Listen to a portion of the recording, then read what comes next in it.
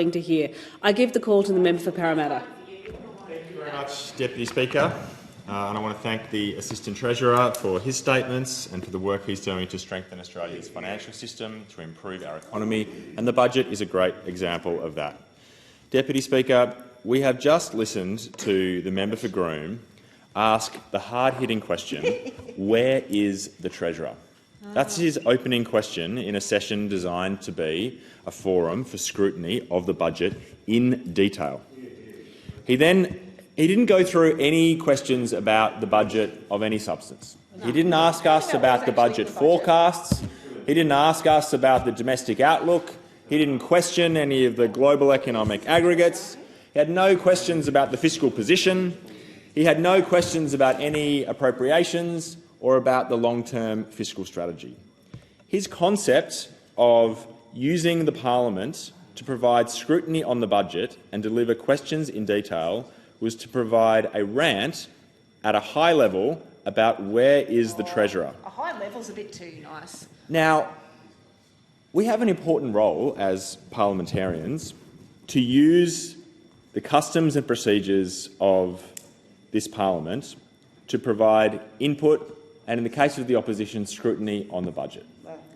And what we have seen over the course of the last two speakers is people who appear to have not even read the budget. No, look up the word debate. People who don't have any concept of what is in the budget, don't have any analysis of the content of the budget papers, and are unable to ask a single question about the contents of those papers.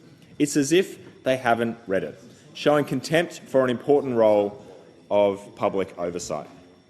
And one of the reasons why this budget is so unnerving and upsetting for those opposite is that this budget delivers a budget surplus.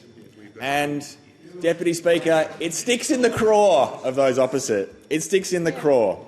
Because, if there's a raison d'etre of the Liberal Party, if there's a reason for them to go home and sleep at night, it's because they hold on to the core belief that they deliver budget surplus.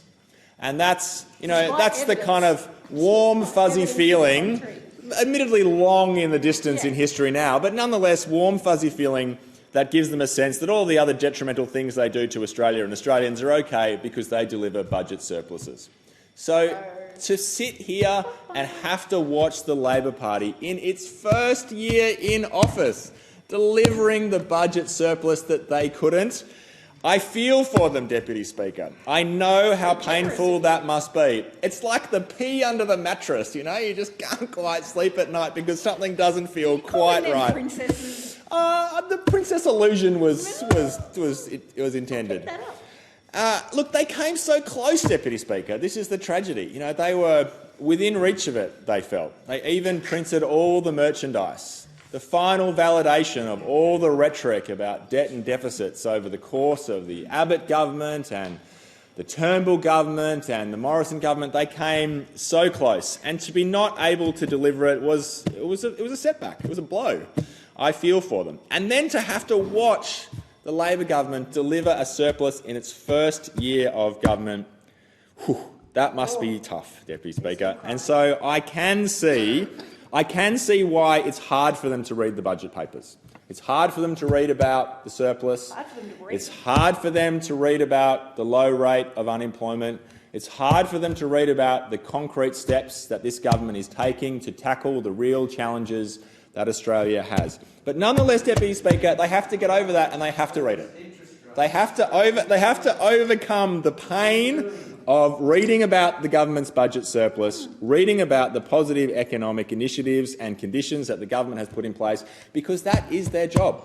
And if they don't read the budget, if they don't read through the pages about that surplus and about those positive economic conditions and those initiatives for the future, they won't be able to come into forums like this and ask substantive questions that provide real scrutiny on the elements of the budget. So I would encourage them to overcome their trepidation, overcome the significant trigger warnings that they'll inflict on themselves by reading about this Labor surplus, actually read the budget, go through it, You know, do what my kids do, close their eyes over the bits that are especially painful when they're watching a scary movie. You can skip the bit about the budget surplus forecast this year if you have to, but read it in detail, come into forums like this and ask substantive questions. The question